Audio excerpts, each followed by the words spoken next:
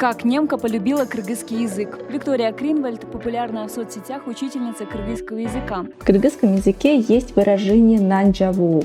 Вы, наверное, подумаете, что это переводится «закрывать хлеб», «накрывать хлеб». Да, дословный перевод будет именно так. На самом деле здесь идет речь о выпекании хлеба в тандыре. Ее путь к языку начался в 6 классе после переезда из Казахстана. В школе Виктория написала сочинение на кыргызском с множеством ошибок, но вместо стыда это зажгло в ней сильное желание писать и говорить на нем грамотно. И она обратилась за помощью к своей учительнице по кыргызскому. Еще вот будучи в 5 классе, а почему? Я говорю, есть какой-то ответ на это, чтобы я знала? И в следующий раз не допускала, например, эти ошибки. Она говорит, я говорю мугалим. Или ты говоришь мугалим, разговариваешь, да, со мной пытаешься. Я говорю, ты чувствуешь, когда нужно говорить к? Я говорю, чувствую. Она говорит, вот чувствуешь, когда я говорю кандай? Не кандай, а кандай.